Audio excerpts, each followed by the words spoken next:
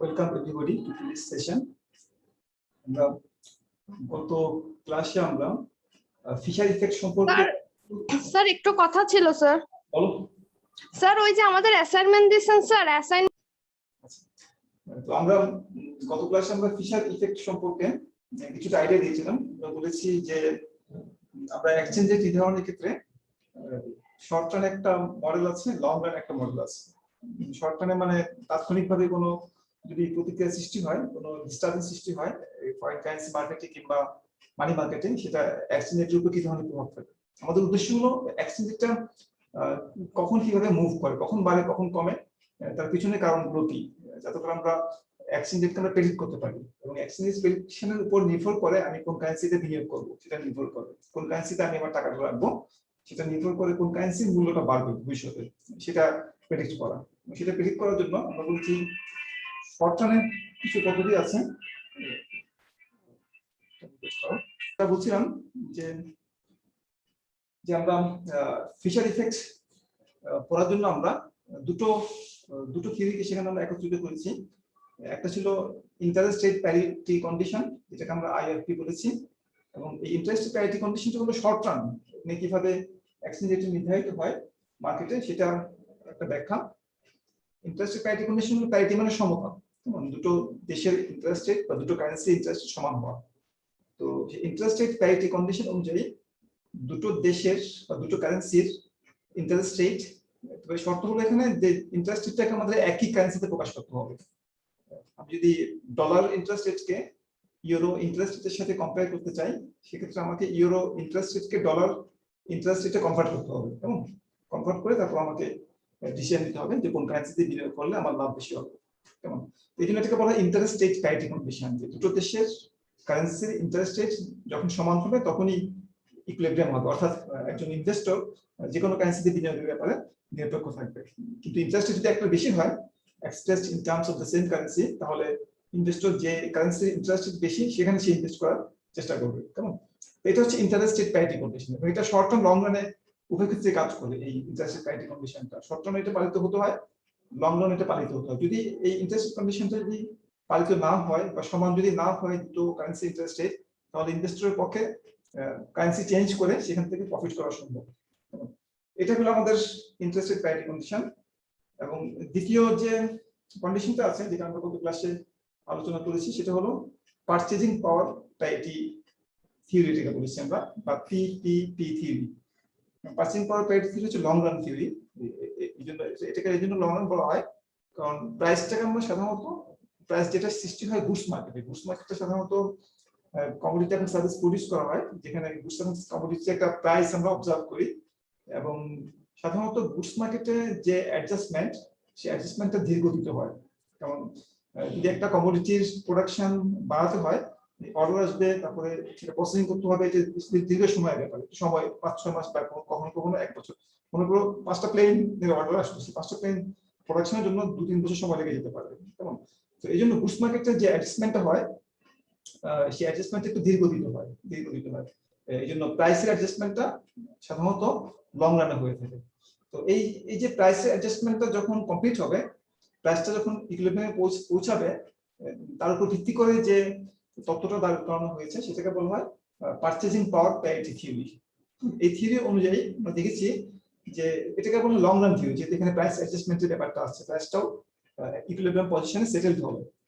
তো এই যে পারচেজিং পাওয়ার প্যারিটি থিওরি অনুযায়ী এক্সচেঞ্জ রেট কিভাবে নির্ধারিত হয়, সেটা আমরা বলছি এইভাবে, যে আমরা প্রথমে ব্যাখ্যা করেছি one price law of one price দিয়ে, যে একটা কমোডিটি, একই মানে একটা কমোডিটি যে পৃথিবীর যেখানেই বিক্রি হোক না কেন সেটা একই দামে বিক্রি হতে হবে, expressed in terms of the same currency. একটা যেটা আমরা আইআরপি তে যেটা বলি আমরা ইন্টারেস্ট রেট প্যারিটি কন্ডিশন, যে interest rate must be equal when they are expressed in terms of the same currency। ঠিক এখানেও ঠিক তাই, যে একটা কমোডিটির প্রাইস যে কোনো জায়গায় বিক্রি হোক না কেন সেটা একই হতে হবে যদি সেটাকে আমরা একই কারেন্সিতে প্রকাশ করি। অর্থাৎ ইউএসএ তে একটা শার্টের দাম ইন টার্মস অফ টাকা যা হবে, ওই শার্টের দাম বাংলাদেশেও ইন টার্মস অফ টাকা সমান হবে। অর্থাৎ ডলারে কিনলেও সেটাকে টাকায় কনভার্ট করা হয়, তাহলে টাকায় যে দাম পড়বে বাংলাদেশেও টাকায় ওই শার্টের একই দাম পড়বে। তো আমরা যে ডলারকে টাকা কনভার্ট করছি যে এক্সচেঞ্জ রেট দিয়ে, সেই এক্সচেঞ্জ রেটটাকে বলা হয় PPP exchange rate. PPP exchange rate হলো যে যে দুটো দেশের যে একই কমোডিটি যে প্রাইস, সেই প্রাইসের রেশিওটা বলা হয় পিপি। যেমন মনে করো একটা, আমি সিম্পলিফাইং অ্যাসাম্পশন হিসেবে বলছি, হয়তো এক্সাক্ট ফিগারটা রিয়েলিস্টিক না, যে একটা শার্টের দাম মনে করো 80 টাকা কেমন বাংলাদেশে, এবং ইউএসএ ওই শার্টটা $1 বিক্রি হয়, তাহলে বাংলাদেশের সাথে ইউএস এর কারেন্সি যে বিনিময় হার, সেটা পিপিপি থিওরি অনুযায়ী হবে $1 সমান 80 টাকা। কারণ $1 সমান 80 টাকা বলে আমি যদি টাকায় প্রকাশ করি ডলারকে, তাহলে শার্টের দামটা ইউএসএ তে যা হবে বাংলাদেশে তা হবে। অর্থাৎ এক্সচেঞ্জ রেটটা হচ্ছে পিপিপি থিওরি অনুযায়ী, এক্সচেঞ্জ রেটটা হচ্ছে দুটো কমোডিটি প্রাইস রেশিও, যে ডলারের সাথে টাকার এক্সচেঞ্জ কত হবে, 80 টাকা ডিভাইড বাই $1 ইকুয়াল টু 80 টাকা। এটা হচ্ছে এক্সচেঞ্জ রেট। এক্সচেঞ্জ রেটটা হলো মূলত প্রাইস রেশিওকে ইন্ডিকেট করে, দুটো দেশের যে কমোডিটি আছে সেই কমোডিটি প্রাইস রেশিওকে ইন্ডিকেট করে। একটা কমোডিটি হলে প্রাইস রেশিও নোটটা 9 সহজ, কিন্তু যদি একাধিক কমোডিটি থাকে, যেটাকে মানে বাস্কেট অফ কমোডিটি থাকে, সেক্ষেত্রে আমরা সাধারণত প্রাইস লেভেলের রেশিওটা নিই আমরা। কেমন প্রাইস লেভেল মানে এভারেজ প্রাইস বের করে কমোডিটি বাস্কেটের, সেই বাস্কেটের প্রাইস যে এভারেজ প্রাইস বা প্রাইস লেভেল যেটাকে বলা হয়, প্রাইস লেভেলের যে অনুপাত, সেই অনুপাতটাই হলো আমাদের এক্সচেঞ্জ রেট পিপিপি থিওরি অনুযায়ী। কেমন এখানে একটা সমস্যার কথা বলেছিলাম যে বাস্কেটটা অনেক সময় একই রকম হয় না, অর্থাৎ আমেরিকাতে যে সকল দ্রব্য উৎপাদন করা হয় বাংলাদেশে একই দ্রব্য উৎপাদন করা হয় না, বা বাংলাদেশে যা উৎপাদন করা হয় সেগুলো অনেক কিছুই আমেরিকাতে উৎপাদন করা হয় না, যে কারণে যে বাস্কেট দুটো দেশের, সেই বাস্কেটটার মধ্যে মিল থাকে না, এক এক বাস্কেটে এক এক রকম জিনিস থাকে, যে কারণে যে আমাদের পিপিপি থিওরি যে দুটো দেশের প্রাইস লেভেলের যে অনুপাত, সেটা অনেক সময় কার্যকর হয় না। কারণ সেই জন্য এই পিপিপির যে প্রাইস লেভেলের যে অনুপাত, যার ভিত্তিতে এক্সচেঞ্জ রেট নির্ধারিত হয়, সেটা একটু মডিফাই করা হয়েছে। মডিফাই করে তার পরিবর্তে দেওয়া হয়েছে রিলেটিভ পারচেজিং পাওয়ার প্যারিটি থিওরি বা রিলেটিভ পিপিপি।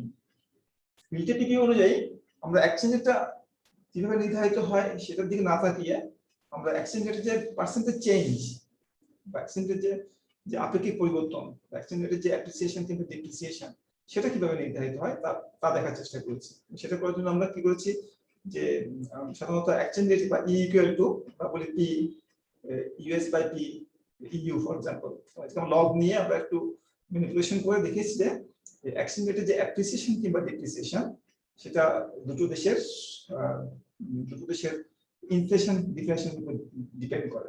ইনফ্লেশনের যে পার্থক্য, দামস্তর বৃদ্ধির যে পার্থক্য, সেটার উপর নির্ভর করে। এক্সচেঞ্জ রেটের একটা দেশের এক্সচেঞ্জ রেটের ডেপ্রিসিয়েশন কতটুকু হবে বা অ্যাপ্রিসিয়েশন কতটুকু হবে, সেটা নির্ভর করে ওই দেশের প্রাইস লেভেলটা অন্য দেশের প্রাইস লেভেলের তুলনায় কি হারে বাড়ছে কিংবা কি হারে কমছে তার উপর নির্ভর করে, যেটাকে আমরা বলেছি রিলেটিভ পারচেজিং পাওয়ার প্যারিটি থিওরি। কেমন আমরা এই যে আমরা দুটো থিওরি, একটা আইআরপি থিওরি এবং একটা হলো পিপিপি থিওরি, কেমন এই দুটোকে আমরা একত্রিত করে ফিশার ইফেক্টটাকে আমরা ডেভেলপ করি বা ডেসক্রাইব করি আমরা। কেমন তো আমাদের আইআরপি থিওরিটা হলো যে আমরা আইআরপি থিওরিটা এখানে লিখেছিলাম যে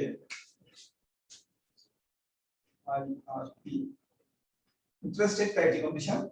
এটা হলো যে ডলার ইন্টারেস্ট রেটটা দুটো দেশের ইন্টারেস্ট রেট সমান হতে হবে। ইউরো যে কোনো দুটো কারেন্সি হতে পারে, ডলার ইউরো হতে কোনো কথা নাই, অন্য দুটো কারেন্সি হতে পারে। এটাকে আমরা একই কারেন্সিতে প্রকাশ করি কিভাবে, এক্সচেঞ্জ রেটের অ্যাপ্রিসিয়েশন বা ডেপ্রিসিয়েশনটাকে আমরা যোগ করে সেটাকে, এটা হচ্ছে dollar euro exchange rate, expected minus current value, current exchange rate, এটাকে আমরা কারেন্ট দিয়ে ভাগ করি। এটাকে বলা হয় যে এক্সচেঞ্জ রেটের অ্যাপ্রিসিয়েশন, এক্সপেক্টেড অ্যাপ্রিসিয়েশন, যে আর এই বছরে এক্সচেঞ্জ রেট কতটুকু বাড়বে বা কমবে, তার একটা ধারণা, তার একটা অনুমান। তো এটা আমরা যোগ করে দিয়ে কোনো একটা কারেন্সির সাথে আমরা এই কারেন্সিটাকে আমরা ডলারে কনভার্ট করতে পারি, কিংবা এটাকে আমরা এটার সাথে যোগ করে এটাকে আমরা ইউরোতে কনভার্ট করতে পারি, একই কারেন্সিতে কনভার্ট করার জন্য। তো একই কারেন্সিতে ইউরো রিটার্নকে এটা যোগ করে আমরা ডলারে কনভার্ট করতে পারি, বা ইউরো রিটার্নটাকে আমরা, এটা হচ্ছে return on euro asset express in terms of dollar, আর এটা হচ্ছে return on dollar asset also expressed in terms of dollar। দুটো যখন সমান হবে আমরা বলি যে আইআরপি কন্ডিশন হোল্ডস। সমান না হলে ইনভেস্টররা প্রফিট করতে পারবে কারেন্সি বদল করে, যতক্ষণ পর্যন্ত সমান না হবে ততক্ষণ পর্যন্ত কারেন্সি ফ্লো চলতে থাকবে। এটা একটা কন্ডিশন। দুই নম্বর কন্ডিশনটা হলো পিপিপি কন্ডিশন। এই পিপিপি কন্ডিশন অনুযায়ী আমরা বলেছি যে এক্সচেঞ্জ রেটের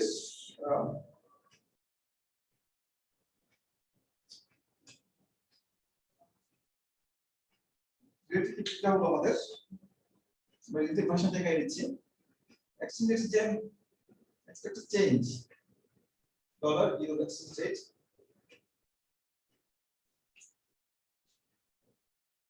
minus this time period এটা মনে করো t টাইম পিরিয়ডে এটাকে যেটা কোথায় দিব এটাকে এখানে লিখতে পারো কমা দিয়ে আমরা হ্যান্ড আউট এটা এখানে কমা দিয়ে লিখেছি t পিরিয়ডে exchange rate between dollar and euro. আর এটা হচ্ছে তার আগের পিরিয়ডে এক বছর বা এক পিরিয়ড আগে t-1 পিরিয়ড। কারণ এক পিরিয়ড আগের সাথে এখানে t-1 দিলে এখানে t-2 এখানে t+1 দিলে এখানে t দিব এক পিরিয়ড ডিফারেন্স ফ্যাক্টর। এটা এক্সচেঞ্জ রেটের পরিবর্তন ওভার পিরিয়ড t। আর এখানে সাধারণত আমরা যে ভ্যালুটা দেই সেটা এখানে দিই আমরা ইনিশিয়াল ভ্যালুটা দেই এখানে আমরা exchange rate in dollar euro exchange rate এক পিরিয়ড t-1 t-1 পিরিয়ডে এক্সচেঞ্জ কত ছিল যেটা কতটুকু বেড়েছে বা কমেছে। এটা এটা এটা হচ্ছে এক্সচেঞ্জ রেটের অ্যাপ্রিসিয়েশন বা depreciation or relative change in exchange rate over period t পিরিয়ডে কতটুকু এক্সচেঞ্জ রেট পরিবর্তন হয়েছে সেটা। এটা কার সমান হতে হবে? এটা হতে হবে ইনফ্লেশন ডিফারেন্সিয়ালের সমান হতে হবে। যে ইউএস বা dollar inflation rate T minus euro inflation U যেখানে আমরা পিরিয়ড টি দুটো পার্থক্য সমান হতে হবে। এটা হলো আমাদের রিলেটিভ পিপিপি। রিলেটিভ পিপিপি আমাদেরকে বলে অ্যাবসলিউট পিপিপিটা ছিল যে exchange rate equal to price ratio T dollar euro comma T equal to T US divided by T U ছিল। সেটাকে আমরা যখন রিলেটিভ পিপিপি বের করেছিলাম আমরা সেটাকে লগ নিয়ে ডিফারেন্সিয়েশন করে আমরা এই ফর্মুলাটা আমরা পেয়েছিলাম পিপিপি। এটা হচ্ছে রিলেটিভ পিপিপি যেটা অ্যাবসলিউট পিপিপি থেকে পাওয়া গিয়েছে লগ নিয়ে ডিফারেন্সিয়েশন করে। এটা হলো এক্সচেঞ্জ রেটের যে অ্যাপ্রিসিয়েশন বা ডেপ্রিসিয়েশন সেটা নির্ভর করে দুটো দেশের ইনফ্লেশন ডিফারেন্সের উপর নির্ভর করে। যে দেশে ইনফ্লেশন বেশি হবে সে দেশের এক্সচেঞ্জ রেটের ডেপ্রিসিয়েশন কত বেশি হবে বলে আমরা এক্সপেক্ট করব। আমরা এই দুটো তথ্যকে এক করব। এক করার জন্য আমাদের কি করতে হবে? এই দুটো জিনিসকে আমরা এক সমান করব। দুটো জিনিসকে এক সমান করার জন্য এই দুটোকে এক সমান করার জন্য এটা হচ্ছে আমাদের অ্যাকচুয়াল ইনফ্লেশন। অ্যাকচুয়াল কারণ এটা আমরা জানি বর্তমানে এক্সচেঞ্জ রেট কত গত বছরে কত ছিল সেটা আমরা জানি। ডেটাগুলো আমাদের সামনে আছে। ডেটাগুলো আমরা ডেটাগুলো আমরা বের করতে পারি পত্রিকা দেখে বা ইন্টারনেট ঘেটে। আমরা আজকে ইনফ্লেশন কত গত বছরে কত ছিল সেটাকে গত বছরের ভাগ করে আমরা গত বছরের তুলনায় বর্তমান বছরে এক্সচেঞ্জ রেটের কতটুকু অ্যাপ্রিসিয়েশন কিংবা ডেপ্রিসিয়েশন হয়েছে সে সম্পর্কে আমরা বলতে পারি। কেমন? এটা actual appreciation or actual depreciation. আর এটা হলো কি এক্সপেক্টেড। এখানে একটা আছে এখানে একটা সঙ্গে চেয়ে দিতে পারে কারেন্ট পিরিয়ড তো টি দিতে পারে যেটা দিয়ে নেই এখানে এটা কারেন্ট পিরিয়ড। এটা হচ্ছে এক্সপেক্টেড মানে ভবিষ্যতে আগামী বছরে কত এক্সচেঞ্জ রেট হবে সেটা। কেমন? এই দুটোকে আমরা এই টার্মটাকে আমরা এই টার্মের সাথে মিলিয়ে ফেলবো বা কনভার্ট করব। কনভার্ট করার জন্য আমাদের যে কাজটা করতে হবে সেটা হচ্ছে আমরা এটাকে অ্যাকচুয়াল এগিয়ে দিব। এটাকে বলতে পারি আমরা মুভিং। এটাকে যদি ইকুয়েশন নাম্বার 1 বলি আমরা, ইকুয়েশন নাম্বার 2 বলি আমরা, বলতে পারি মুভিং ইকুয়েশন 2 বাই 1 পিরিয়ড এগিয়ে দিয়ে বলতে পারি যে exchange rate dollar euro exchange rate এটাকে টি থেকে t+1 করে দিব আমরা একটু এগিয়ে দিলাম। ডলার ইউরো এক্সচেঞ্জ রেট এটা t-1 থেকে একটু এগিয়ে দিলে কি হয়ে যাবে? 1 - 1 টা কাটা যাবে।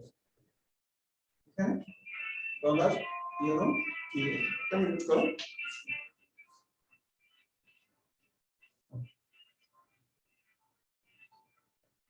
অবশ্যই বুঝছি। আমরা বলছিলাম যে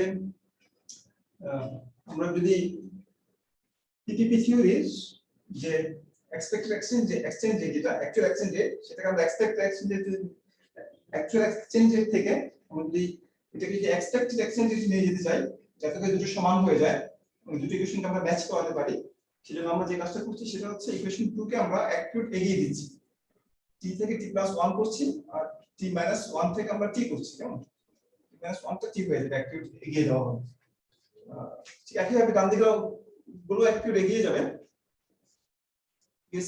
US ইনফ্লেশন এটা হচ্ছে ইনফ্লেশন মানে হচ্ছে t minus pt minus 1 divided by pt minus 1 percentage change in or relative change in price rate একইভাবে u এর জন্য একই রকম price t minus p t u এর জন্য যে pt eu minus pt minus 1 eu divided by pt minus 1 eu u এর জন্য ইনফ্লেশন হচ্ছে প্রাইস লেভেলের পার্সেন্টেজ পার রিলেটিভ চেঞ্জ এটা আমরা সংক্ষেপে পাই দিয়ে লিখেছি এটা আমরা এটাকে একটু এগিয়ে দিলে এটা হবে t+1 আগামী বছরের ইনফ্লেশন কত t যদি হয় বর্তমান বছর মাইনাস ইউএস এর জন্য ইনফ্লেশন ইউ এর জন্য আগামী বছর ইনফ্লেশন কত t+1 তো আমরা এই জিনিসটাকে লিখতে পারি এই যে এটাকে লিখতে পারি আমরা এই t+1 হচ্ছে আগামী বছরের ইনফ্লেশন কত এটাকে লেখা যায় এক্সপেক্টেড ইনফ্লেশন লেখা যায় আমরা ইচ্ছা করলে এটাকে এখানে লিখি অংশটুকু মুছে দিয়ে এটা থাকে এখানে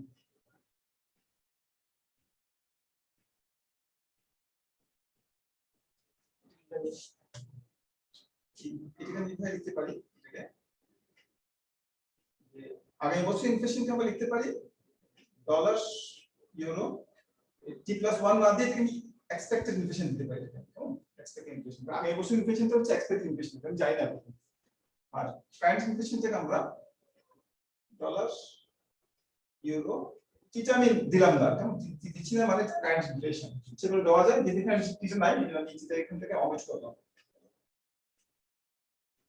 dollar euro exchange equal to এটা t+1 মানে আগামী বছরের ইনফ্লেশন কত ইউএসএ আগামী বছরের ইনফ্লেশন আমরা ই দিয়ে লিখতে পারি এক্সপেক্টেড ইনফ্লেশন ঠিক একই ভাবে ইউরোপিয়ান ইউনিয়নে t+1 মানে আগামী বছর ইনফ্লেশন কত যেটা আমি এক্সপেক্টেড ইনফ্লেশন বলছি সেটা কেমন তাহলে আমি এই টিপিপি কিউটাকে আমি একটু এক বছর অ্যাডভান্স করে দিয়ে এটাকে এক্সপেক্টেড ফর্ম প্রকাশ করলাম এই দুই নম্বর ইকুয়েশন যেটা ছিল সেই দুইটাকে আমি একটু কনভার্ট করলাম দুইটাকে আমি পরিবর্তন করলাম একটু যাতে করে আমার এই ইন্টারেস্ট প্যারিটি কন্ডিশনের সাথে বি3 প্যারিটি কন্ডিশনের মধ্যে একটা ম্যাচ ঘটে এই অংশের মধ্যে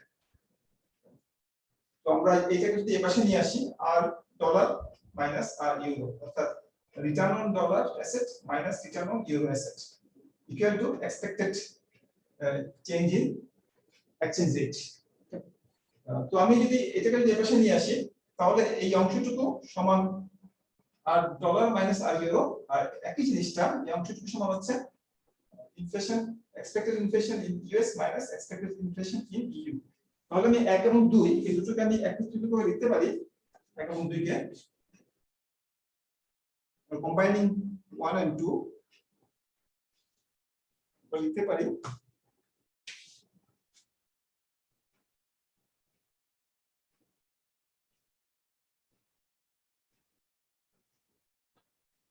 এটাকে পাশে নিয়ে আসলে আর dollar return minus euro return equal to এটা জায়গায় লিখতে পারেন এটা লিখতে পারেন US inflation expected inflation minus EU expected inflation কেমন তো এটাকে কম্বাইন করে লিখলাম তো এই জিনিসটাকে বলা হয় এটাকে বলা হয় ফিশার ইকুয়েশন বলা হয় ইকুয়েশন 3 বলে এটাকে আমি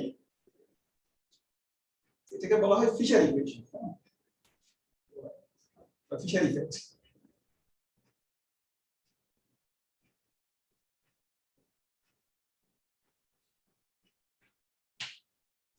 ফিশার ইকুয়েশনটা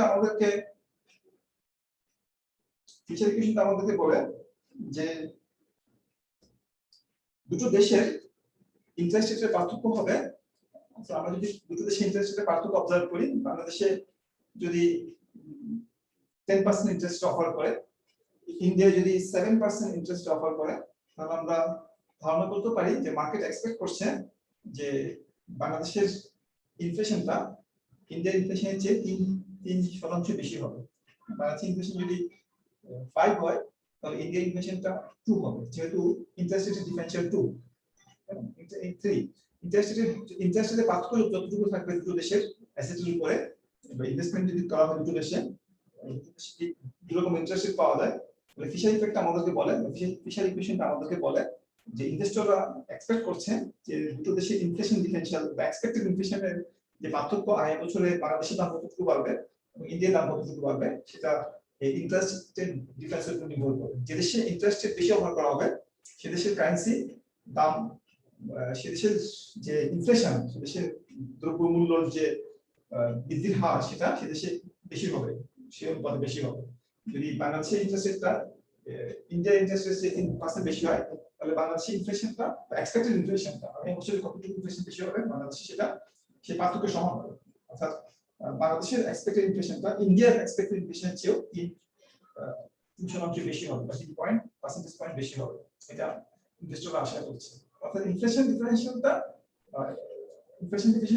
ইন্টারেস্ট ডিফারেন্সিয়ালের সমান হবে। এটা আমাদের ফিশার ইকুয়েশন, এটা আমাদের সেটাই বলে আমাদের এটা ফিশার ইফেক্ট বলা হয়। আমাদের এই যে ফিশার ইফেক্ট এটা বের করার একটা উদ্দেশ্য আছে, আমাদের বের করার উদ্দেশ্য হলো এগুলো আমরা অনেক কাজে ব্যবহার করতে পারি, আমরা বিভিন্ন ধরনের প্রেডিকশনের কাজে ব্যবহার করতে পারি, বা এক্সচেঞ্জ রেটের মুভমেন্টটা কেমন হবে বা কেন দুটো দেশে ইন্টারেস্ট ডিফারেন্সিয়ালটা বেশি হচ্ছে, কোন দেশে কম হচ্ছে, সেটা আমরা ইন্টারেস্ট ইনফ্লেশন দিয়ে আমরা সেটা আমরা ব্যাখ্যা করতে পারি। এটা একটা প্রয়োগ হলো যে এটার উপর ভিত্তি করে আমরা একটা মডেল আমরা ডেসক্রাইব করব বা গড়ে উঠেছে, যেটাকে বলা হয় ফ্লেক্সিবল প্রাইস মনিটারি মডেল। এটা আমরা আলোচনা করব আজকে।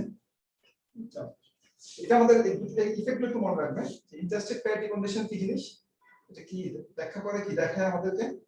পারচেজিং পাওয়ার প্যারিটি কি, এটা দুটো ভার্সন আছে, একটা অ্যাবসলিউট ভার্সন আর একটা রিলেটিভ ভার্সন। এখানে আমরা রিলেটিভ ভার্সনটা ব্যবহার করেছি।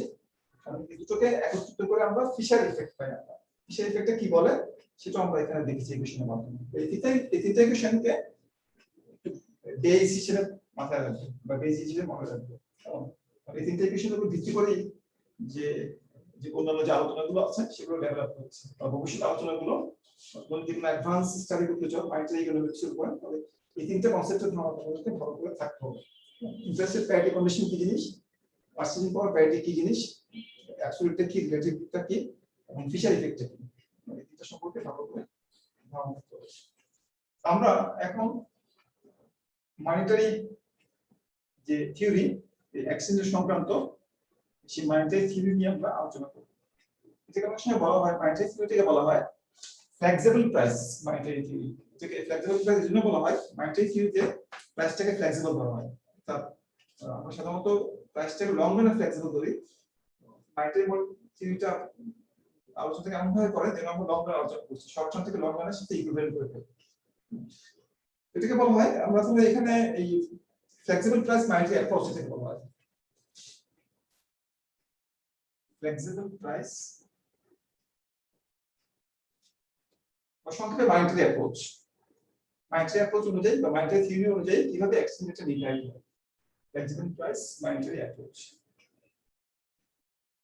মেথড।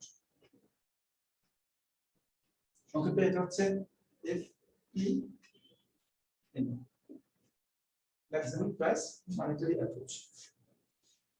আচ্ছা, আমরা এটাকে ব্যাখ্যা করার চেষ্টা করব মনিটারি অ্যাপ্রোচ অনুযায়ী, বিশেষ করে এখানে ফিশার ইফেক্টটা কিভাবে কাজে লাগানো হয়, ইন্টারেস্ট রেট এবং এক্সচেঞ্জ রেট কিভাবে রিঅ্যাক্ট করে due to monetary disturbances, money supply change করা হলে, মনিটারি পরিবর্তন আনা হলে সেটা কিভাবে এক্সচেঞ্জ রেটের ফিডব্যাক হয় সেটা আমরা দেখানোর চেষ্টা করব। আমরা মূলত যেটা দেখানোর চেষ্টা করব ফ্লেক্সিবল প্রাইস মনিটারি অ্যাপ্রোচে এক্সচেঞ্জ রেট কিভাবে বিহেভ করে, সেটা হলো যে একটা দেশে যদি ইনফ্লেশন বাড়ে, ইনফ্লেশন বৃদ্ধির একটা সোর্স হলো মানি গ্রোথকে বাড়িয়ে দেওয়া। মানি সাপ্লাই গ্রোথকে যদি বাড়িয়ে দেওয়া হয় তাহলে ইনফ্লেশনও বেড়ে যাবে। সাধারণত মানি সাপ্লাই যদি আমরা আগে কিছুটা দেখেছি যে মানি সাপ্লাইকে 10% বাড়ানো হলে প্রাইস লেভেলও 10% বাড়ে। This is level change. Money supply দুই ধরনের চেঞ্জ আছে, একটা হচ্ছে লেভেল চেঞ্জ ইন মানি সাপ্লাইকে আমি 100 কোটি টাকা থেকে 200 কোটি টাকা করলাম, তাহলে প্রাইসও আমার 2 টাকা থেকে 4 টাকা হবে ফর এক্সাম্পল। আরেকটা চেঞ্জ হচ্ছে যে percentage change or growth change, money supply কি হারে গ্রো করছে, গত বছর কত রেটে গ্রো করেছে, এই বছর কত রেটে গ্রো করছে, এটাকে বলে growth rate of money supply. Money supply প্রতি বছর একটা নির্দিষ্ট হারে বাড়ে। আমাদের জিডিপি যেমন একটা গ্রোথ রেট আছে 7%, 6%, 2% গ্রোথ রেট আছে, ঠিক একইভাবে মানি সাপ্লাই একটা গ্রোথ রেট আছে। গ্রোথ রেট মানে current value minus previous value divided by previous value, এটাকে রিলেটিভ চেঞ্জ বলা হয় বা গ্রোথ বলা হয়। তো এই যে মানি সাপ্লাই যে গ্রোথ, এই গ্রোথটাকে যদি পরিবর্তন করে দেওয়া হয়, মানি সাপ্লাই যে রেটে গ্রো করেছে, মানে 2% রেটে গ্রো করেছে মানি সাপ্লাই গত বছর, এই বছর থেকে এটা 3% রেটে গ্রো করেছে, অর্থাৎ গ্রোথটাকে আমি চেঞ্জ করে দিলাম। তো গ্রোথটাকে চেঞ্জ করে দিলে সেটা ইফেক্ট পড়ে কিসের উপরে? ইফেক্ট পড়ে ইনফ্লেশনের উপর, তার ইফেক্ট পড়ে। অর্থাৎ মানি সাপ্লাই যে রেটে গ্রো করে, প্রাইস লেভেলও ঠিক একই রেটে গ্রো করে, কারণ প্রাইস লেভেলটা মানি সাপ্লাইয়ের উপর ডিপেন্ড করে। তো একটা দেশে মানি সাপ্লাই যদি 5% রেটে গ্রো করে, ওই দেশের ইনফ্লেশনও 5% হয়। ইনফ্লেশন যদি মানি সাপ্লাইকে যদি গ্রোথ রেটটা যদি বাড়িয়ে দেওয়া হয়, তাহলে ইনফ্লেশনের সেই অনুযায়ী রেসপন্ড করে, সেই অনুযায়ী আনুপাতিকভাবে বৃদ্ধি পায় ইনফ্লেশনটা। কেমন? তাহলে এই যে ইনফ্লেশন যদি বৃদ্ধি পায় কোন একটা দেশের, say because of money supply growth rate, তাহলে আমরা দেখবো মানি সাপ্লাই ফ্লেক্সিবল প্রাইস মানি সাপ্লাই গ্রোথ রেট, অর্থাৎ মনে করি ইউএস ইনফ্লেশন যদি বাড়িয়ে দেওয়া হয়, ইউএস ইনফ্লেশন যেটাকে এক্সপেক্টেড ইনফ্লেশন বলছি, বাড়িয়ে দেওয়া হয়, তাহলে এর প্রভাবটা পড়বে কিসের উপরে? প্রভাবটা পড়বে ইন্টারেস্ট রেটের উপর পড়বে। প্রভাবটা ইউএস ইন্টারেস্ট রেট সেটাও বেড়ে যাবে আমরা দেখাবো। কেন বাড়বে? কারণ এটা ফিশার ইফেক্ট অনুযায়ী। ফিশার ইফেক্ট আমরা দেখেছি, একটু আগে লক্ষ্য করে দেখবে যে দুটো দেশের ইন্টারেস্ট রেটের যে পার্থক্য, সেই পার্থক্যটা নির্ভর করে কিসের উপরে? ইনফ্লেশন ডিফিশনের উপর নির্ভর করে। আমি যদি মনে করি ইইউ ইনফ্লেশনটাকে আমি অপরিবর্তিত রাখছি, একটু ফিশার ইফেক্ট করে 3 নম্বরের বিষয়টা যদি খেয়াল করো, আগে আমার স্লাইড যদি না বলে আগের বোর্ডে যেটা বুঝে ফেলেছি, 3 নম্বর বিষয়ে লক্ষ্য করে দেখবে যে আমি ইন্টারেস্ট রেটের পার্থক্যটা ইনফ্লেশনের পার্থক্যের সমান। অর্থাৎ একটা দেশে ইনফ্লেশন বেড়ে গেলে সমতাটা রক্ষার জন্য আমাকে সেই দেশের ইন্টারেস্ট রেটকে বাড়াতে হবে। ফলে কোন একটা দেশে ইউএস যদি ইন্টারেস্ট রেটটা বেড়ে যায়, এক্সপেক্টেড ইনফ্লেশন রেট, তাহলে ইউএস এর যে বা ইউএস না দেখে ইচ্ছে ডলার হতে পারে, ডলার ইন্টারেস্ট রেট বা ডলার অ্যাসেটে যদি ইনভেস্ট করা হয়, একই জিনিস, ডলার অ্যাসেটে যদি ইনভেস্ট করা হয় বা ইউএসও দিতে পারে এখানে, সেটাও বাড়বে, এটা বাড়বে। এবং সেটা বাড়লে আমরা দেখব যে এক্সচেঞ্জ রেটের ডিভ্যালুয়েশন হবে। ডিভ্যালুয়েশন কিভাবে হবে সেটা দেখা দেবো। ডলার ইউরো এক্সচেঞ্জ রেট, সেটা ডিভ্যালুয়েশন মানে বাড়ায়, এক্সচেঞ্জ রেট ডিভ্যালুয়েশন হবে। এটা আমাদের রেজাল্ট আমি এখানে লিখলাম, মার্কেট অ্যাপ্রোচ রেজাল্টটা। মার্কেট অ্যাপ্রোচ অনুযায়ী যদি ইউএস বা একটা ইকোনমির যদি ইনফ্লেশন রেট বৃদ্ধি পায়, তাহলে তার প্রভাবটা পড়বে ইন্টারেস্ট রেটের উপরে, ফিশার ইফেক্ট অনুযায়ী। এবং যদি ইন্টারেস্ট রেটটা বেড়ে যায়, এগুলো হচ্ছে নমিনাল ইন্টারেস্ট রেট। ইন্টারেস্ট রেটটা বাড়লে আমরা দেখবো যে লং রানে যে ওই দেশের কারেন্সির একটা ডিভ্যালুয়েশন হবে বা ডেপ্রিসিয়েশন হবে। এটা এটাকে ব্যাখ্যা করার জন্য মনে করো যে ইউএস গভর্নমেন্ট তার হোম কান্ট্রি তার মানি সাপ্লাই গ্রোথ রেটটাকে বাড়িয়ে দিল, এবং যার কারণে বাড়ানোর কারণে ইনফ্লেশন রেটের যে বৃদ্ধির একটা এক্সপেকটেশন সৃষ্টি হবে। এর প্রভাবটা কিভাবে আমরা এই মানি সাপ্লাই গ্রোথটা বাড়ার কারণে ইকোনমির বিভিন্ন সেক্টরের উপর কিভাবে প্রভাবটা পড়বে এবং কিভাবে সেটা এক্সচেঞ্জ রেটকে ডিপ্রিসিয়েশন করবে, তার প্রসেসটা ব্যাখ্যা করে আমরা একটা গ্রাফের সাহায্যে নিব। আমরা এখানে গ্রাফ আগে ব্যবহার করেছি, গ্রাফিক্যাল ইলাস্ট্রেশনের মাধ্যমে আমরা দেখার চেষ্টা করব কিভাবে মানি সাপ্লাই গ্রোথ রেট বাড়ানো হলে এক্সচেঞ্জ রেটকে সেটা ডেপ্রিসিয়েশন করে according to the flexible price monetary approach, where price is flexible or price moves very quickly, or there is no distinction between the short term and long term. এটাকে আমরা একটা 4 quadrant ডায়াগ্রামের মাধ্যমে ব্যাখ্যা করব বিষয়টাকে। আমরা যখন বোর্ডে কোনো চার্ট যখন আমরা এটাকে সাধারণত এইভাবে চিন্তা করি, এটাকে নর্থ বলা হয়, নর্থ হলে এটা সাউথ হবে, আর এটাকে বলা হয় ইস্ট, এটাকে বলা হয় ওয়েস্ট। এটা হচ্ছে ম্যাপ। তো এই অংশটিকে বলা হয় নর্থ ইস্ট, এটাকে বলা হয়, আর এদিকে বলা হয় সাউথ ওয়েস্ট, এদিকে বলা হয় সাউথ ইস্ট, আর এদিকে হচ্ছে নর্থ ওয়েস্ট। তাহলে এই কোয়াড্রেন্টকে বলি আমরা নর্থ ইস্ট কোয়াড্রেন্ট, এটাকে বলি আমরা সাউথ ইস্ট কোয়াড্রেন্ট, আর এটাকে বলি আমরা সাউথ ওয়েস্ট কোয়াড্রেন্ট, আর এটাকে বলি আমরা নর্থ ওয়েস্ট কোয়াড্রেন্ট। চারটা কোয়াড্রেন্ট আছে, চারটা অংশ আছে, north east, south east, south west and north west, চারটা কোয়াড্রেন্ট আছে। আমরা এখানে আমরা ফরেন কারেন্সি মার্কেট থেকে দেখাবো কেন আমরা, যার এদিকে হবে এক্সচেঞ্জ রেট বিটুইন কারেন্ট বা spot exchange rate between dollar and euro, আর এদিকে দেখাবো আমরা interest rate expressed in terms of the same currency or rate of return, যেটাকে বলি আমরা rate of return, rate of return expressed in terms of the same currency, rate of return সংক্ষেপে লিখছেন। আমরা ফরেন কারেন্সি মার্কেট দেখাবো, আর এখানে আগের মতোই আমরা মানি মার্কেট দেখাবো নিচের অংশে। মানি মার্কেট দেখাতে হলে মানি মার্কেটটা সাধারণত ইন্টারেস্ট রেটের সাথে বা রেট অফ রিটার্নের সাথে অ্যামাউন্ট অফ মানি এই সম্পর্ক দেখায়, real money supply, real money M by P. এই দুটো অ্যাক্সিস আমরা পরিচিত, আমরা এই দুটো আগে ব্যবহার করিনি। এদিকে আমরা ফরেন কারেন্সি মার্কেটে আমরা দিয়েছি আমরা মানি মার্কেট, আর এখানে আমরা দুটো কোয়াড্রেন্ট এক্সট্রা যুক্ত করেছি, এদিকে একটা এদিকে একটা। এটাকে আমরা ব্যবহার করব কনভার্সনের কাজে, এতে কোনো ইয়া না, এটাকে আমরা এই অক্ষটাকে আমরা এখানে নিয়ে আসবো, এটা এক অক্ষটাকে ভূমি লম্ব অক্ষটাকে ভূমি অক্ষে নিয়ে আসার উপায় হলো একটা 45 ডিগ্রি লাইন ব্যবহার করব, 45 ডিগ্রি লাইন কনভার্সন করার জন্য ব্যবহার করা হয়, একটা অক্ষকে আরেকটা অক্ষে কনভার্ট করা। আমি এই এখানে যে এক্সচেঞ্জ রেট থাকে সেটা আমি এখান থেকে এখানে নিয়ে এসে এক্সচেঞ্জ এখানে নিয়ে আসতে পারবো, একই সময় এটা যাও এটা তাও, যদি এটা 45 ডিগ্রি লাইন হয় ডিভাইডার দিকে যা আসবে দিকে কত আসবে 45 degree line equally divides this quadrant. তো আমরা এটাকে আমরা এই অক্ষটাকে এই অক্ষে আনার জন্য আমরা এই 45 ডিগ্রি লাইনটা ব্যবহার করব। এখানে 45 ডিগ্রি ঠিক মতো হয়নি, মাঝামাঝি হবে এটা 45 ডিগ্রি লাইনটা। আর আর এই বাকি যে কোয়াড্রেন্টটা আছে সেখানে আমরা দেখানোর চেষ্টা করব টিপিপি রিলেশনটা, এখানে আমরা দেখানোর চেষ্টা করব। রিলেশনটা দেখায় যে এক্সচেঞ্জ রেটের সাথে যে ইনফ্লেশনের যে সম্পর্ক সেটা টিপিপি রিলেশনের মাধ্যমে দেখানো হয়ে থাকে। এক্সচেঞ্জ রেটের সাথে ইনফ্লেশনের সম্পর্ক এটা আমরা এখানে দেখাবো, এখন আসছে না, এখন আসলে আঁকাটা সঠিক হবে না, এখন আসছে না। একটা জিনিস একটা অংশ আমি পরে আনবো। প্রথমে আমাদের এটা মনে করো আমাদের ইনিশিয়াল ডলার রিটার্ন, আর এটা আমাদের expected return on euro asset. এটা আমরা জানি দুটো কারেন্সি, এটা return on euro expected in terms of dollar, আর এটা হচ্ছে রিটার্ন অন ডলার অ্যাসেট। এই দুটোর মাধ্যমে কি হয়, এই দুটোর মাধ্যমে এক্সচেঞ্জ রেট নির্ধারিত হয়, কারেন্ট এক্সচেঞ্জ রেট নির্ধারিত হয়, আমরা জানি। আমরা এই কারেন্ট এক্সচেঞ্জ রেটটাকে আমরা ভূমি অক্ষে নিয়ে আসতে পারি এই কনভার্সনের মাধ্যমে, 45 ডিগ্রি লাইনের মাধ্যমে এটাকে আমরা এটা মূলত 1 দিচ্ছি, ডলার ইউরো এক্সচেঞ্জ রেট।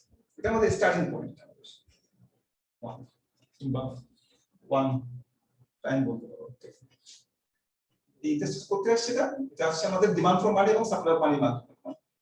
এটা মনে করো মানি সাপ্লাই, ইনিশিয়াল মানি সাপ্লাই, M1 ছিল আমার মানি সাপ্লাই, আর P1 ছিল আমার প্রাইস লেভেল ইউএস ইকোনমি।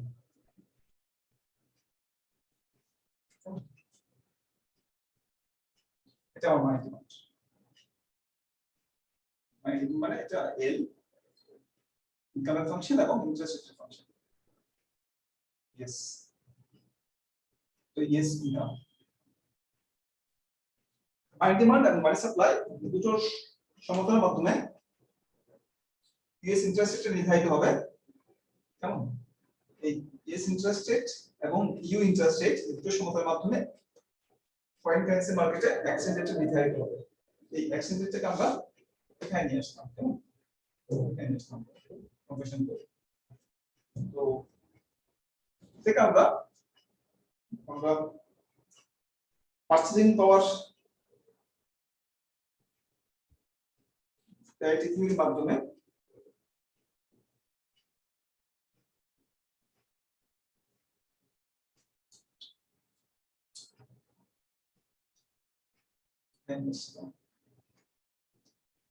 একটা পয়েন্ট আমি এখানে ডেভেলপ করবো, এখানে আরেকটা পয়েন্ট ডেভেলপ করবো ইন্টারেস্টেড পার্সিং ফর প্যারিটি থিওরিটার জন্য বা পার্সিং ফর প্যারিটি থিওরিটাকে মেনে চলে এমন একটা লাইন তৈরি করার জন্য আমরা প্রথমে একটা পয়েন্ট ডেভেলপ করবো। এটা পয়েন্টটা ইনিশিয়াল পয়েন্টটা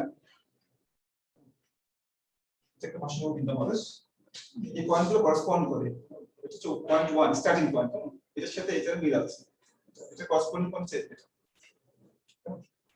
এবং এই এটার যে করসপন্ডিং পয়েন্ট টিপিপি ইকোনমিতে সেটা হচ্ছে 1 ডাবল পয়েন্ট। এটা মার্কেট তো আমি তিনটা সিম্বল দিলাম, এটা 1 দিলাম মানি মার্কেটের জন্য, এটা দিলাম আমি ফরেন এক্সচেঞ্জ মার্কেটের জন্য, ফরেক্স মার্কেটের জন্য, এটা আমি টিপিপি কন্ডিশনটা যে পাইতে হচ্ছে এই এটা আমি এখানে দিলাম 1 ডাবল পয়েন্ট। এটা আমাদের বেসিক আমাদের পয়েন্ট বা বেসিক ডায়াগ্রাম। এটা আঁকি নেই এখন, এটাকে বলছি সাউথ ওয়েস্ট কোয়াড্রেন্টে যে টিপিপি লাইনটা এটা এখন আঁকি নিতে পরে আনবো, একটা পয়েন্টের জন্য অপেক্ষা করছি। এটার জন্য আমরা যে কাজটা করবো সেটা হচ্ছে মানি সাপ্লাইকে যদি বাড়িয়ে দেওয়া হয়, মানি সাপ্লাই গ্রোথ রেটটাকে যদি বাড়িয়ে দেওয়া হয়, অর্থাৎ মানি সাপ্লাই গ্রোথ রেটটাকে বাড়ার ডিক্লারেশন যদি দেওয়া হয়, বাড়িয়ে না দিয়ে ডিক্লারেশন কোনো গভর্নমেন্ট ডিক্লেয়ার করলো যে আগামী বছর থেকে মানি সাপ্লাই এখন পর্যন্ত 5% হারে বেড়েছে, আগামী বছর থেকে সেটা 6% হারে বাড়বে, ডিক্লারেশন দিল, অ্যানাউন্সমেন্ট দিল। যদি একটা দেশের গভর্নমেন্ট ফেডারেল রিজার্ভ ব্যাংক যদি ডিক্লেয়ার করে যে আগামী বছর থেকে মানি সাপ্লাইটা বেশি হারে বাড়বে, এখন যে হারে বাড়ছে তার চেয়ে বেশি হারে বাড়বে, মানি সাপ্লাই কিন্তু এখনো বাড়েনি, কেমন শুধুমাত্র ডিক্লারেশনটা দিয়েছে, অ্যানাউন্সমেন্টটা করেছে। অ্যানাউন্সমেন্ট করার সাথে সাথে মার্কেটের মধ্যে তার একটা প্রভাব সৃষ্টি হবে মার্কেটের মধ্যে, কারণ ইনভেস্টর যারা আছে তারা তখন বুঝবে যে ইনফ্লেশনটা বেড়ে যাবে, যেহেতু মানি সাপ্লাইটা বৃদ্ধির ডিক্লারেশন দেওয়া হয়েছে। কেমন ইনভেস্টমেন্ট যদি বেড়ে যায়, প্রথমে প্রাইস লেভেলটা বাড়বে। এই যে মানি সাপ্লাই যে বৃদ্ধির ঘোষণা দেওয়া হলো, মানি সাপ্লাই বাড়ানো হয়নি এখনো, প্রাইস লেভেলটা কিন্তু বেড়ে যাবে। কেমন মানি সাপ্লাইটা বাড়তে সময় লাগবে, আগামী বছর আসতে তারপর মানি সাপ্লাই বাড়বে, কিন্তু প্রাইস লেভেলটা তাৎক্ষণিকভাবে রিঅ্যাক্ট করবে প্রাইস লেভেলটা। তো প্রাইস লেভেল যদি বেড়ে যায়, প্রাইস লেভেল যদি P1 থেকে P2 তে চলে যায়, তাহলে কিন্তু এই রিয়েল মানি সাপ্লাইটা কমে যাবে। এমনটা তাৎক্ষণিকভাবে বাড়বে না, এটা বাড়তে সময় লাগবে, কিন্তু P1টা সাথে সাথে রেসপন্ড করবে, যেহেতু এটা ফ্লেক্সিবল প্রাইস। P1টা বেড়ে যাবে, P1টা বেড়ে গেলে আমার রিয়েল মানি সাপ্লাইটা কমে যাবে। কেমন আমি যে লাইনটা আঁকলাম সেটা হচ্ছে আমার মানি সাপ্লাইটা M1 এ আছে, ইউএস মানি সাপ্লাইটা, কিন্তু প্রাইস লেভেলটা আমার বেড়ে গেছে, ইউএস থেকে 1 থেকে 2 তে হয়ে গেছে প্রাইস লেভেলটা বাড়ার কারণে আমার রিয়েল মানি সাপ্লাইটা কমে গেল, 0.1 থেকে 0.2 তে চলে আসলাম। ঠিক আছে, যখন গভর্নমেন্ট অ্যানাউন্সমেন্ট করবে মানি সাপ্লাই বৃদ্ধির, যখন অ্যানাউন্সমেন্ট করবে তখন আমার রিয়েল মানি সাপ্লাইটা ফল করবে, মানি সাপ্লাই একটা উপর দিকে উঠে যাবে, তাহলে আমার যে নতুন ভারসাম্য ইন্টারেস্ট রেটটা সেটা হবে এখানে, আর ডলার প্লাস ইনফ্লেশনের যে একটা পরিবর্তন হবে, প্রাইস ইনফ্লেশনের যে চেঞ্জ হবে, change in inflation, US inflation, কেমন ইউএস ইনফ্লেশনের যে পরিবর্তন হবে সেটা এখানে যুক্ত হবে এখানে, কেমন ইনফ্লেশনটা। কারণ আমরা ফিশারি ইফেক্ট অনুযায়ী জানি যে ইনফ্লেশন যদি বাড়ে কোন একটা দেশে, সে দেশের ইন্টারেস্ট একটু বাড়াতে হবে, সে অনুযায়ী যতটুকু ইনফ্লেশন বাড়বে ততটুকু ইন্টারেস্ট রেট বাড়াতে হবে to maintain the fishery effect. তো আমাদের তাহলে ইনফ্লেশনটা যদি বাড়ে, এক্সপেক্টেড ইনফ্লেশন যদি বাড়ে, তাহলে আমার কি হবে, আমার অ্যাকচুয়াল ইনফ্লেশন বা এক্সপেক্টেড ইনফ্লেশন যদি বাড়ে, ইন্টারেস্ট রেটটা বেশি অনুযায়ী বাড়াতে হবে।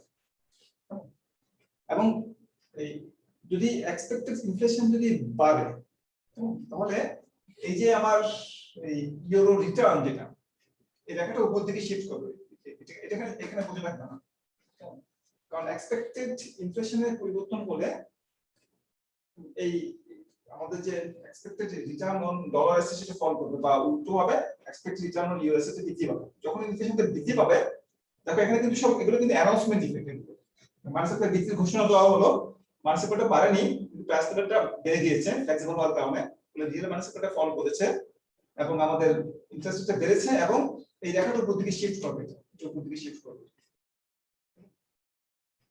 এখান থেকে এই দিকে শিফট কেন শিফট করবে, because of rising inflation in the US economy. US ইকোনমিতে যে ইনফ্লেশন বৃদ্ধির একটা এক্সপেকটেশন সৃষ্টি হলো, সেই এক্সপেকটেশন সৃষ্টির কারণে ইউএস ইউএস কারেন্সির তুলনায় ইউ কারেন্সিতে ইনভেস্টমেন্ট করা হলে সেখানে রিটার্নের পরিমাণটা বেশি হবে, বা ইউরোপিয়ান কারেন্সিতে ইনভেস্ট করা হলে সেটা in terms of dollar return to increase, সেজন্য এই রেখাটা উপরের দিকে শিফট করবে, কেমন? অর্থাৎ ইউরো রিটার্ন বাড়বে compare to the US return, যদি ইউএস ইনফ্লেশনটা বৃদ্ধি পায় বা বৃদ্ধির সম্ভাবনা সৃষ্টি হয়।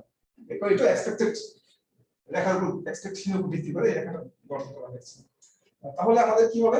দেখো আমাদের যে আমাদের ইন্টারেস্ট রেটটা বাড়ছে এবং সাথে সাথে হচ্ছে 0.2 এর প্রাথমিক বিন্দু হচ্ছে 0.2, এটা কিন্তু আর ইফেক্টিভ না, এটা এখনো নাই।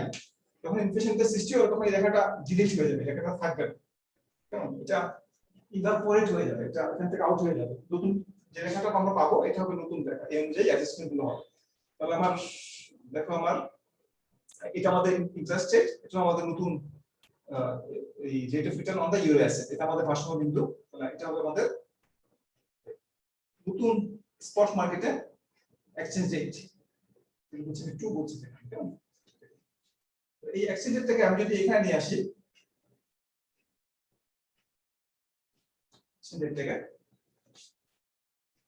ডলার ইউরো এক্সচেঞ্জ রেট 2 বলছি আমরা।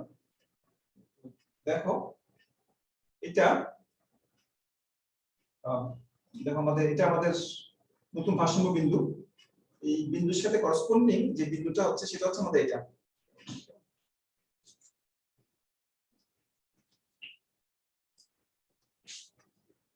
এটা হলো আমার 2 ডাবল প্রাইম, 2 ডাবল প্রাইম, ঠিক আছে? তাহলে তিনটা মার্কেটে এটা এটা আমাদের শুধুমাত্র এই অক্ষরটাকে এই অক্ষরে কনভার্ট করছে, আর কিছু নাই, যার কোনো ফাংশন নাই। আর আমাদের তিনটা থিওরি আছে, এখানে একটা হচ্ছে আমাদের আইআরটি থিওরি, এটা মানি সাপ্লাই এর মাই ডিমান্ড থিওরি, এটা হচ্ছে আমাদের টিপিপি থিওরি। এখানে আছে তো আমরা এই পয়েন্টে যেভাবে পেয়েছি এটা বলছি যে আমরা যখন মানি সাপ্লাই গ্রোথের ঘোষণা দেওয়া হলো তখন প্রাইস লেভেলটা বাড়বে, প্রাইস লেভেল বাড়লে আমার ইন্টারেস্ট রেটটা বাড়বে ইউএস ইকোনমি, এবং এই রেখাটা উপর দিকে শিফট করবে এবং এক্সচেঞ্জ রেটটা বাড়বে, মানে ডিপ্রেশন হবে ইউএস ইকোনমি। যতটুকু মানি সাপ্লাই বাড়ানো হবে আমাদের এক্সচেঞ্জ রেটে তত পার্সেন্ট ডিপ্রেশন হবে। এই কারেন্ট মার্কেটে এক্সচেঞ্জ রেটটা আমরা এখানে নিয়ে আসলাম, নিউইয়র্কে নিয়ে আসলাম, নিয়ে এসে আমরা আরেকটা পয়েন্ট ডেভেলপ করলাম এই সাথে করসপন্ডিং। এই দুটো পয়েন্টকে যদি আমি যোগ করে দিই সেটা আমাদের পিপিপি থিওরিকে ইন্ডিকেট করে, এটা পিপিপি থিওরি বা পিপিপি ভারসাম্য রক্ষা হয়, এটা আমরা এখানে দেখতে পাই। এই পয়েন্টগুলোতে পিপিপি ভারসাম্য রক্ষা করা হয় বা মেইনটেইন হয় এখানে। এটা হলো আমাদের যে ফ্লেক্সিবল প্রাইস মনিটারি থিওরি অনুযায়ী যদি মানি সাপ্লাই গ্রোথ রেটকে বাড়িয়ে দেওয়া হয় কোনো একটা সময় এসে এক্সপেক্টেড ইনফ্লেশন বাড়ে, এক্সপেক্টেড ইনফ্লেশন বাড়লে সেটা আমাদের ইন্টারেস্ট রেটকে বাড়ায়, আমাদের ইন্টারেস্ট রেটকে বাড়ালে আমাদের এক্সপেক্টেড যে শিডিউলটা আছে ইউরো রিটার্ন সেটা উপর দিকে শিফট করে এবং আমার এই ইন্টারেস্ট আমার এক্সচেঞ্জ রেটটা বৃদ্ধি পায়, কারেন্ট এক্সচেঞ্জ রেটটা বৃদ্ধি পায়। বাট ইউএস ইকোনমির যে ইউএস কারেন্সির যে ভ্যালু সেটা ফল করে, ডেপ্রিসিয়েশন হয় সেটা। এখানে একটা জিনিস লক্ষ্য করে দেখবে যে মানি সাপ্লাই বৃদ্ধির কারণে একটা এখানে মানি সাপ্লাই দুই ধরনের বৃদ্ধি আছে, একটা হচ্ছে মানি সাপ্লাই লেভেল বৃদ্ধি, মানি সাপ্লাই স্তর বৃদ্ধি, মানি সাপ্লাই এম কে বৃদ্ধি করা, আর একটা হচ্ছে মানি সাপ্লাই গ্রোথ রেট বৃদ্ধি করা। দুটো জিনিস। মানি সাপ্লাই গ্রোথ রেট বৃদ্ধি করলে এটা গ্রোথ রেট বৃদ্ধি করলে মানি সাপ্লাইটা প্রথমে স্থির থাকে, এটা আস্তে আস্তে বৃদ্ধি পায়, কিন্তু সাথে সাথে প্রাইস লেভেলটা বৃদ্ধি পেয়ে যায় এই মাইনাস অ্যাপ্রোচ অনুযায়ী, কেমন? তো বৃদ্ধি পাওয়ার কারণে আমরা দেখছি ইন্টারেস্ট রেটটা বাড়ছে। শুধুমাত্র মানি সাপ্লাই বাড়ানো হলে মানি সাপ্লাই গ্রোথ রেট না, মানি সাপ্লাই বাড়ালে কিন্তু এলাকাটা কিন্তু শিফট করা হয়, জায়গাটা এটা আগের জায়গায়, এবং যে কারণে শুধুমাত্র মানি সাপ্লাই বাড়ালে কি হয় আমাদের আমরা দেখেছি ইন্টারেস্ট রেটটা ফল করে, ইন্টারেস্ট রেট ফল করলে কি হয় এই আমাদের যে এক্সচেঞ্জ রেট সেটা বৃদ্ধি পায়। এখানে দুটোর মধ্যে একটু পার্থক্য আছে, পার্থক্যগুলো একটু কেয়ারফুলি অবজার্ভ করতে হবে। একটা হচ্ছে মানি সাপ্লাই যদি বাড়ানো হয়, মানি সাপ্লাই লেভেলটা যদি বাড়ানো হয় সেক্ষেত্রে মানি সাপ্লাই বাড়ানো হলে ইন্টারেস্ট রেটটা ফল করে, কেমন? এটা আমরা জানি আইএসএল এর মডেল থেকে, এটা আমরা জানি বা আমাদের যে অনার্সের যে আলোচনা আইএসএল এর মডেলের মানি মার্কেটে যদি মানি সাপ্লাই বাড়ানো হয়, মানি সাপ্লাই বাড়লে ইন্টারেস্ট রেটটা ফল করে, এটা আমরা জানি, তাই না? মানি সাপ্লাই বাড়ানো হলে ইন্টারেস্ট রেট ফল করে, এবং ইন্টারেস্ট রেট ফল করলে ইন্টারেস্ট রেট হচ্ছে এক ধরনের rate of return on currency, তো মানি সাপ্লাই বৃদ্ধি করা হলে ইন্টারেস্ট রেটটা ফল করে, কেমন? ইন্টারেস্ট রেট ফল করলে ওই কারেন্সিটা লেস অ্যাট্রাকটিভ হয়, মানুষ ওই কারেন্সিতে ইনভেস্ট করতে চায় না, চায় না বলে ওই কারেন্সির মূল্যটা কমে যায়, কারেন্সির ডিপ্রিসিয়েশন হয়। কিন্তু এই ফ্লেক্সিবল প্রাইস মানি অ্যাপ্রোচ অনুযায়ী আমরা অন্য ধরনের তথ্য পাচ্ছি এখানে। আমরা এখানে দেখছি আমরা মানি সাপ্লাই না, মানি সাপ্লাই গ্রোথ রেটটাকে যদি চেঞ্জ করে দেওয়া হয়, মানি সাপ্লাই গ্রোথ রেটটাকে সাধারণত আমরা বিবেচনা করি অধিকাংশ ক্ষেত্রে অন্যান্য ভেরিয়েবল গ্রোথ রেটের সাথে। তো মানি সাপ্লাই গ্রোথ রেটকে যদি বাড়িয়ে দেওয়া হয় তাহলে ইনফ্লেশন বৃদ্ধির একটা সম্ভাবনা সৃষ্টি হয়। ইনফ্লেশন বৃদ্ধির সম্ভাবনা সৃষ্টি হলে ইন্টারেস্ট রেট কিন্তু ফল করে না, ইন্টারেস্ট রেটটা ইনক্রিজ করে to maintain the Fisher effect or Fisher equation. মানে মানি সাপ্লাই বাড়ানো হলে ইন্টারেস্ট রেট ফল করে, কিন্তু মানি সাপ্লাই গ্রোথ রেট বাড়ানো হলে ইন্টারেস্ট রেট ইনক্রিজ করে। দুটোর মধ্যে একটু পার্থক্য আছে। মানি সাপ্লাই লেভেলটা বাড়ানো হলে ওয়ান টাইম মানি সাপ্লাই ইনক্রিজ যদি করা হয় তাহলে ইন্টারেস্ট রেট ফল করে এবং এক্সচেঞ্জ রেটের ডিপ্রিসিয়েশন হয়। আর আমরা এই ফিশার ইফেক্ট অনুযায়ী বা মানিটারি অ্যাপ্রোচ অনুযায়ী মানি সাপ্লাই গ্রোথ রেটটাকে চেঞ্জ করা হলে আমাদের ইন্টারেস্ট রেটটা বৃদ্ধি পায়। যেমন ইন্টারেস্ট রেট বৃদ্ধি পেলেও এক্সচেঞ্জ রেট কিন্তু ওই স্ট্রঙ্গার হয় না, বা কারেন্সিটা কিন্তু স্ট্রঙ্গার হয় না, কারেন্সিটা উইকারই হয় আগের মতোই। কারেন্সি উইকার হয় ডিফারেন্ট কারণ, অন্য কারণে। কারেন্সিটা কেন উইকার হচ্ছে, কারণ আমাদের যে ইউরো রিটার্ন শিডিউল যেটা এক্সপেক্টেড সেটাও প্রতিদিন শিফট করে। শিফট করার কারণে আমাদের যদিও আমাদের ইন্টারেস্ট রেট বৃদ্ধি পেয়েছে, ইন্টারেস্ট রেট বৃদ্ধি পাওয়া সত্ত্বেও আমাদের কারেন্সি ডিপ্রিসিয়েশন করবে, কারেন্সি ডিপ্রিসিয়েট হবে ইউএস কারেন্সি। তাহলে আমাদের ইন্টারেস্ট রেট বাড়লেও কি হতে পারে, আমাদের কারেন্সি ডিপ্রিসিয়েশন হতে পারে। একটা হচ্ছে ইন্টারেস্ট রেট বাড়লেও আমাদের কারেন্সি ডিপ্রিসিয়েশন হতে পারে, একটা ইউএস একটা হচ্ছে ইউএস আমাদের ইন্টারেস্ট রেট কমে সেক্ষেত্রে কিন্তু কারেন্সি ডিপ্রিসিয়েশন হতে পারে। তো যদি ওয়ান টাইম মানিটারি ইনক্রিজ করা হয়, মানে সেটা গ্রোথ রেট না, মানে সেটা গ্রোথ রেট যা ছিল তাই আছে সেটা মনে করো, এটা এক ওয়ান টাইম বা লেভেল মানি সাপ্লাই যদি বাড়ানো হয় কমানো হয়, যদি সেক্ষেত্রে যদি ইন্টারেস্ট রেটটা বাড়ে, মানি সাপ্লাই এর লেভেলটাকে যদি কমিয়ে দেওয়া হয় তার ফলে যে ইন্টারেস্ট রেটে যে বৃদ্ধি হবে সেই ইন্টারেস্ট রেট বৃদ্ধির কারণে আমাদের কারেন্ট মার্কেটে এক্সচেঞ্জ রেটটা বাড়তে পারে, অথবা এক্সচেঞ্জ আমাদের স্ট্রং হতে পারে আমাদের ইন্টারেস্ট রেট বৃদ্ধির কারণে। আরেকটা এখানে আমরা যেটা দিচ্ছি সেটা হচ্ছে মানি সাপ্লাই গ্রোথ রেটটাকে যদি বাড়িয়ে দেওয়া হয়, মানি সাপ্লাই যেখানে আমরা ইনফ্লেশনের বৃদ্ধি অবজার্ভ করি, অর্থাৎ গ্রোথ রেট বৃদ্ধির কারণে বা ইনফ্লেশন বৃদ্ধির কারণে যে ইন্টারেস্ট রেট যে বৃদ্ধি করে, এটা নমিনাল ইন্টারেস্ট রেট, এবং ইন্টারেস্ট রেট যে বৃদ্ধি করে সেই ইন্টারেস্ট রেট বৃদ্ধির কারণে কি হতে পারে, এক্সচেঞ্জ রেট বৃদ্ধি হতে পারে। তো আমরা জানতে চাচ্ছিলাম আমাদের উদ্দেশ্য হচ্ছে এই এক্সচেঞ্জ রেটের উপর প্রভাবটা কেমন পড়বে, এক্সচেঞ্জ রেট কিভাবে বিহেভ করে due to change in money supply or growth in money supply. Money supply বাড়ানো হলে শর্ট টার্মে এক্সচেঞ্জ রেটটা কি করে, ডিপ্রিসিয়েট করে। মানি সাপ্লাই বাড়ানো হলে আমাদের ইন্টারেস্ট রেটটা ফল করে, এক্সচেঞ্জ রেট ডিপ্রিসিয়েট করে। আর মানি সাপ্লাই গ্রোথ রেটটা বাড়ানো হলে ইন্টারেস্ট রেটটা বৃদ্ধি পায় এবং এক্সচেঞ্জ রেটটা কারেন্ট মার্কেটে ডিপ্রিসিয়েশন হয়। এটা আমরা এখানে মার্কেট অ্যাপ্রোচ অনুযায়ী দেখানোর চেষ্টা করব।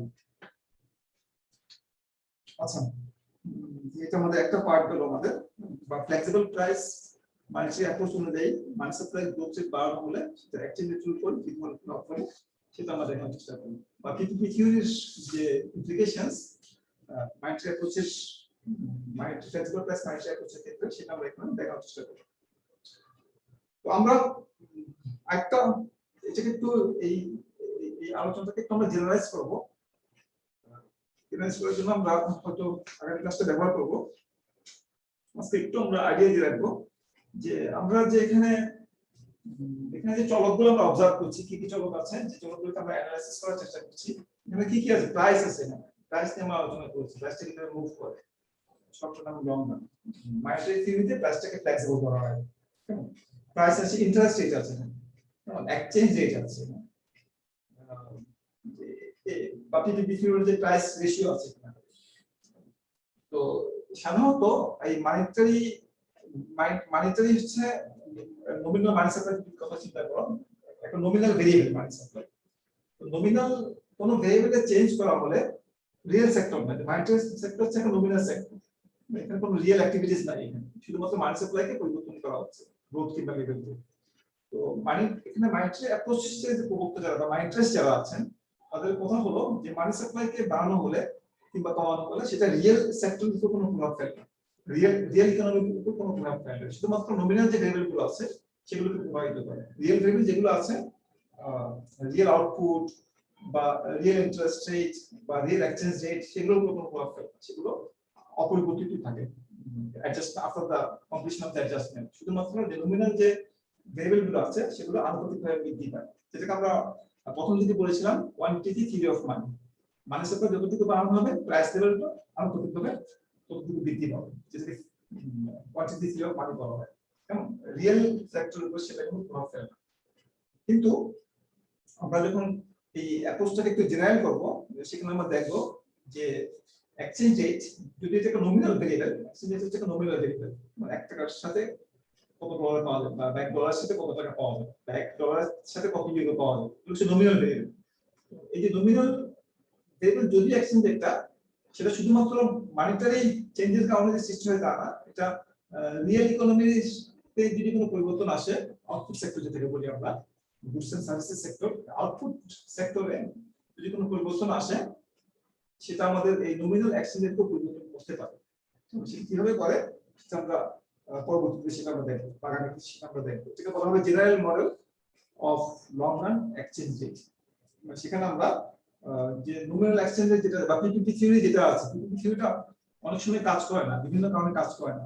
পিপিপি থিওরি অনুযায়ী দাম বা কারেন্সির মূল্য নির্ধারিত হওয়া উচিত দুটো দেশের কারেন্সির প্রাইস রেশিওর উপর নির্ভর করে। কিন্তু অনেক সময় দেখা যাবে যে এটা দুটো দেশের কারেন্সির দামের উপর নির্ভর করে নির্ধারিত নাও হতে পারে। এই পিপিপি থিওরি অনুযায়ী আমরা রিয়েল এক্সচেঞ্জ এর কথা বলবো আগামী ক্লাসে। আমরা এখানে নমিনাল এক্সচেঞ্জ এর কথা বলেছি, যে নমিনাল এক্সচেঞ্জ রেটটা হলো দুটো দেশের কারেন্সির প্রাইস রেশিও অনুপাতের সমান, পিপিপি থিওরি অনুযায়ী বা অ্যাবসলিউট পিপিপি থিওরি অনুযায়ী। অর্থাৎ পিপিপি থিওরি যেটা, সেটা বলছে আমাদের এক্সচেঞ্জ রেটটা হচ্ছে দুটো কারেন্সি ডলার ইউরো যে এক্সচেঞ্জ রেট, সেটা হলো ইউএস ইকোনমির যে প্রাইস লেভেল এবং ইউ যে প্রাইস লেভেল সেটা অনুপাতের সমান। ইউ কেমন? তাহলে আমি যদি একটু ক্রস মাল্টিপ্লিকেশন করি, 1 ইকুয়াল টু হবে E US E dollar euro times E EU. সেটা এটাকে উল্টো লিখতে পারি, রিভার্স করে দিলাম, এটাকে উপরে লেখা যায় dollar euro times E U. 1 by করলে একই থাকবে। এটা হচ্ছে আমাদের কি প্রাইস রেশিও, এটা প্রাইস রেশিও, এটা প্রাইস রেশিও। দুটো প্রাইস রেশিওর পার্থক্য হলো যে এটা হলো আমাদের দুই কারেন্সিতে প্রাইস রেশিও। এটা হচ্ছে ডলারের প্রাইস, এটা হচ্ছে ইউরোতে প্রাইস। আর এটা হলো ইউরোকে আমি ডলারে কনভার্ট করেছি, যে ডলার প্রাইস আছে ইউরোপে ডলার প্রাইস আর ইউএসএ ডলার প্রাইস একই কারেন্সিতে কনভার্ট করা হয়েছে। এটাও প্রাইস রেশিও, এটাও প্রাইস রেশিও, এটা দুই কারেন্সিতে প্রাইস রেশিও, তো একই কারেন্সিতে প্রাইস রেশিও। যদি একই কারেন্সিতে প্রাইস রেশিও প্রকাশ করা হয়, এটাকে তখন বলা হয় রিয়েল এক্সচেঞ্জ রেট। এটাকে বলা হয় নমিনাল এক্সচেঞ্জ রেট, এটাকে বলা হয় রিয়েল এক্সচেঞ্জ রেট। তাহলে পিপিপি থিওরি অনুযায়ী এই রিয়েল এক্সচেঞ্জ রেটের মানটা 1 হয়, কিন্তু বাস্তবে এটা 1 হয় না। এটা আমরা আগে ক্লাসে দেখাবো। এর মধ্যে আজকে সময় শেষ। তো আমরা আজকে আপাতত এতটুকু রাখছি। তোমাদের এই পর্যন্ত কোনো আলোচনায় প্রশ্ন আছে কিনা? নাই? তাহলে আমরা এখানে শেষ করছি। তোমাদের সাথে আগামী ক্লাসে দেখা হবে।